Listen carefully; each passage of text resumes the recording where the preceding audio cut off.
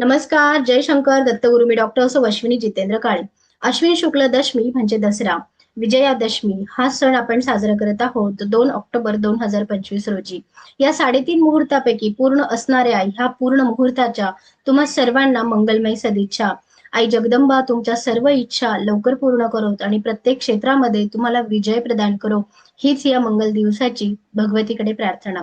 या मंगल दिनाच्या दिवशी आपण सरस्वती पूजन करतो, शस्त्रपूजन केलं जातं. दसरा हा सण पराक्रमाचा, शौर्याचा, यशाचा आणि सन्मान करण्याचा आहे. प्रभू रामचंद्राने रावणावर याच दिवशी विजय मिळवला. अति गर्व असणारा रावण हा याच दिवशी दहन केला गेला. दसऱ्याच्या ह्या दिवसातून आपला प्रत्येक सण काही ना काही शिकवण देत असतो. दसऱ्याच्या ह्या मंगल मुहूर्तावर आपण आपल्यातील अहंकार दहन केला पाहिजे, शरणागती पत्करली पाहिजे. आपल्यातील मीपणा कमी केला तर तुम्हाला विजय नक्की प्राप्त होतो, ही शिकवण आपल्याला दसरा सण देत असतो. भगवतीने महिषासुराचा वधही याच दिवशी केला आणि विजय प्राप्त केला.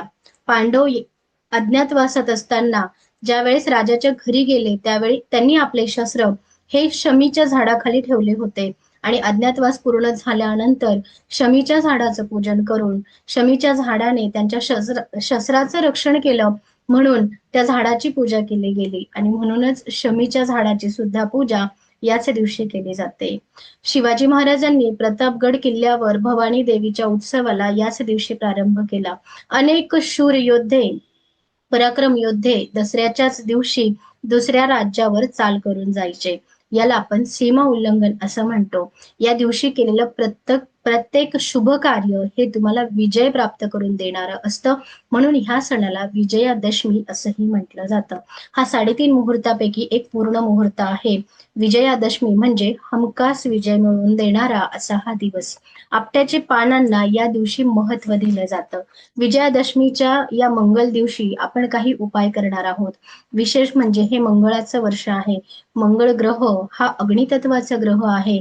सगळीकडे नुसता हिंसाचार, अपघात, चुकीच्या गोष्टींना जास्त कल, त्यासोबतच नैसर्गिक आपत्ती या सगळ्या गोष्टींना आपण बघत आहोत आणि म्हणूनच या सगळ्या गोष्टींवर कुठेतरी स्थिरता होऊन सगळं मंगलमय होण्यासाठी उद्या प्रत्येकाने मारुतीची प्रार्थना करायची आहे. मारुतीला मसाला पान लवंग खोचून मारुतीला विडा अर्पण करून सगळ्यांचं मंगल हो, यासोबतच आपल्या भगवतीची सुद्धा उपासना आपल्याला करून आई जगदंबेला सुद्धा विडा आपल्याला अर्पण करायचा आहे. महाकालीला काळे तीळ अर्पण करायचे आहे. आपल्या घराच्या ईशान्य दिशेला चंदन आणि कुंकुने अष्टदल बनवून जय आणि विजयाचं आवाहन करायचं आहे आणि शमीच्या झाडाची पूजा करून आपल्याला शमीच्या झाडाला शुद्ध तुपाचा दिवा सुद्धा याच दिवशी दिवसभर लागेल या पद्धतीने लावायचा आहे. या दिवशी आपण बरेचसे जण आपल्या घरामध्ये आई जगदंबेचा कुलधर्म कुलाचार करत असतो. कुलधर्म कुलाचार करत असताना सगळ्यात महत्वाचं म्हणजे मी नेहमी सांगत असते की घरातलं वातावरण सकारात्मक ठेवा, घरातल्या स्त्रियांना आनंदी ठेवा. नवदुर्गेचं ते रूप आहे. या नवदुर्गेला जर तिच्या चेहऱ्यावर हास्य सदैव ठेवत असाल तर तुम्हाला सगळ्या क्षेत्रामध्ये विजय सहज पद्धतीने प्राप्त होत असतो. त्यामुळे या नवरात्रीच्या मंगल पर्वाचा आज उद्या काही जो आपण पूर्ण समारोप करणार आहोत, त्या समारोपापासून स्वतःला काही संकल्प करा आणि ते संकल्प सिद्धीस जाण्यासाठी आई जगदंबेची प्रार्थना याच दिवशी झाली पाहिजे. आपापल्या पद्धतीनुसार कुलधर्म कुलाचार आपण अवश्य करायचे आहेत आणि त्यासोबतच आपल्या घरातल्या प्रत्येक स्त्री तत्वाला ज्यांनी उपवास केले त्या प्रत्येकीला मसाला विडा अवश्य खाऊ घाला. विड्यामध्ये पूर्ण कार्यपूर्तीचं तुम्हाला बळ प्राप्त होणार आहे. आपल्या हिंदू संस्कृतीमध्ये कार्यपूर्णत्वीचं प्रतीक म्हणून विडा भगवतीला अर्पण केला जातो. त्यामुळे उपवास सुटल्यानंतर सवाष्णीला तांबूल दान अवश्य केलं गेलं पाहिजे. आपल्या घरामध्ये श्रीयंत्रावर श्री सुक्ताची 16 आवर्तन करून श्रीयंत्रावर कुंकुवाचा अभिषेक या मंगलदिनी केला तर अखंड सौभाग्य आपल्याला प्राप्त होतं. हिरण्य अर्चन म्हणजे पैशांचा अभिषेक केला, कॉईनचा अभिषेक केला तर आपल्याला अखंड धन प्राप्ती होते आणि याच दिवशी जयंती मंगलाकारी भद्रकाली कपालिनी दुर्गा क्षमा शिवा धात्री स्वाहा स्वधा नमोस्तुते या मंत्राचा अधिकाधिक जप करून आपण आपल्या घरामध्ये धूप दीप आरती केली तर आई जगदंबेची कृपा आपल्याला या दिवशी अवश्य प्राप्त होत असते. उद्याचा एक छोटासा उपाय आहे, लाल रंगाचा दोरा किंवा लाल पिवळ्या रंगाचा दोरा आपण घेणार आहोत आणि ह्या दोऱ्याला 9 गाठी देणार आहोत. एक गाठ दिल्यानंतर त्रैलोक्य विजयाय चामुंडाय विच्चे, ओम त्रैलोक्य विजयाय चामुंडाय विच्चे हा मंत्र म्हणत आपल्याला एक गाठ द्यायची.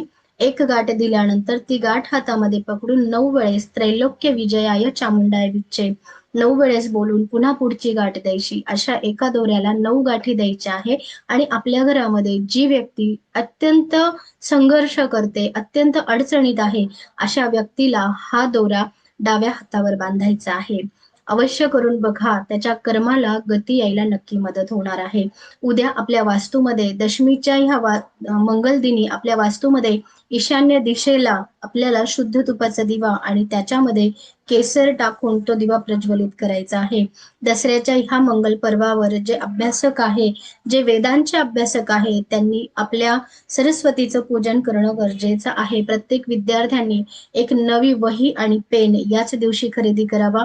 त्यावर सरस्वती काढावी आणि सरस्वतीचा बीज मंत्र आहे एम या मंत्राचं अधिकाधिक जप केला गेला पाहिजे. गोडाचा नैवेद्य दाखवून आई सरस्वतीला प्रार्थना करावी आणि प्रत्येक विद्या क्षेत्रामध्ये यश प्राप्त होऊ दे अशी प्रार्थना विद्यार्थ्यांनी अवश्य करायची आहे.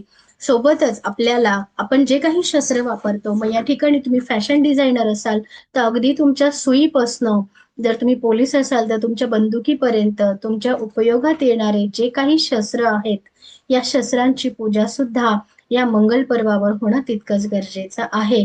सकाळी उठल्यानंतर आपल्या अंघोळीच्या पाण्यामध्ये गुलाबजल टाकून स्नान करा. आपल्या घरामध्ये दालचिनी पावडर फुंकर मारा. आपल्या घरामध्ये गुलाबाचं अत्तर पूर्ण शिंपडा आणि कापुराचा धूर करून पूर्ण घरभर फिरवत आई जगदंबेला आवाहन करा. घरामध्ये स्थिर राहण्यासाठी प्रार्थना करा. दसऱ्याच्या या मंगल पर्वावर तुम्हा सर्वांनी घरामध्ये नवनवीन खरेदी सुद्धा केली जाते. आपल्याला जर सुवर्ण खरेदी करता नाही आलं तर ह्या मंगलदिनी किमान हळकुंड तरी खरेदी करा. हळकुंड खरेदी करणं, गूळ खरेदी करणं नाहीच शक्य झालं तर किमान तुपाची खरेदी मात्र उद्या अवश्य करा.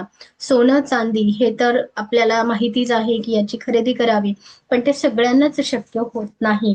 उद्याचा जो वार आहे तो आहे बुधवार. बुध ग्रह तुम्हाला समृद्धी संपन्नता देतो. हिरव्या मुगाची सुद्धा खरेदी तुम्ही अवश्य करून आणा. आपल्या घरामध्ये धनधान्याची बरकत राहायला नक्की मदत होणार आहे. मेष राशीच्या व्यक्तींनी प्रभू रामचंद्रांची पूजा करावी. ओम श्री राम जय राम जय जय राम किंवा रामरक्षा पठण केलं गेलं पाहिजे. वृषभ राशीच्या लोकांनी मारुतीची उपासना करावी. ओम अंजनेयाय नमः, ओम अंजनेयाय नमः या मंत्राचा अधिकाधिक जप केला गेला पाहिजे. मिथुन राशीच्या लोकांनी रामरक्षा पठण केली पाहिजे. कर्क राशीच्या लोकांनी देवीला गोड पान म्हणजेच मसाला पानाचा नैवेद्य अवश्य दाखवला पाहिजे. सिंह राशीच्या लोकांनी ओम विष्णवे नमः या मंत्राचा अधिकाधिक जप केला पाहिजे. कन्या राशीच्या लोकांनी ओम शर्वाय नमः या मंत्राचा अधिकाधिक जप करा. तुला राशीच्या लोकांनी प्रभू रामचंद्राच्या मंदिरामध्ये मध अर्पण करायचं आहे आणि रामाचा अधिकाधिक जप करायचा आहे. वृश्चिक राशीच्या लोकांनी मारुतीला चमेलीचं तेल अर्पण करायचं आहे आणि मारुतीला गोडाचं पान ठेवायचं आहे. धनुराशीच्या लोकांनी तुलसी पत्र हातात घेऊन रामरक्षा म्हणायची आहे आणि ते तुलसी पत्राचं सेवन करायचं आहे. मकर राशीच्या लोकांनी रामाच्या मंदिरामध्ये जाऊन लाल धागा हा रामचंद्रांना अर्पण करायचा आहे. कुंभ राशीच्या लोकांनी ओम वायुपुत्राय नमः म्हणत मारुतीची उपासना करावी. मीन राशीच्या लोकांनी शिवपार्वतीला शृंगार अर्पण करायचा आहे आणि मीन राशीच्या लोकांनी शनी महाराजांना सुद्धा मसाला विडा अर्पण करायचा आहे. महाकालीला काळे तीळ अर्पण करायचे आहे. कुंभ, मीन आणि मेष या राशींना 7.5 चालू आहे. या 7.5 मध्ये बरेच लोक घाबरतात, परंतु ही 7.5 तुम्हाला घडवायला येत असते. तुमच्या कर्माला गती मिळत नाही, परंतु तुमच्यामध्ये जी काही पात्रता आहे त्या पात्रतेला खोलवरून बाहेर काढण्याचं काम ही साडेसाती करत असते आणि तोच असतो संघर्षाचा काळ. म्हणून लोक साडेसातीला घाबरतात. परंतु आई जगदंबा तुम्हाला सदैव आशीर्वाद प्रदान करणारी आहे. कुंभ, मीन आणि मेष या राशीच्या लोकांनी आपल्या कुलस्वामिनीच्या नावाने अन्नदान करणं गरजेचं आहे. ज्या ठिकाणी कुलदेवीचा भंडारा भरतो त्या ठिकाणी अवश्य तेलाचं दान करा. तेल दान करा. ज्या ठिकाणी देवीच्या नावाने प्रसाद तयार होतो त्या मंदिरांमध्ये तेल दान करा. त्या दिव्यांमध्ये तेल दान करा. म्हणजे आई जगदंबा तुमचे सगळे विघ्न सहज दूर करेल. दसऱ्याच्या तुम्हा सर्वांना मंगलमय शुभेच्छा देते. आणि हा व्हिडिओ आवडला असेल तर नक्की लाईक करा, शेअर करा आणि चॅनलला सबस्क्राईब करायला विसरू नका. जय शंकर दत्तगुरु.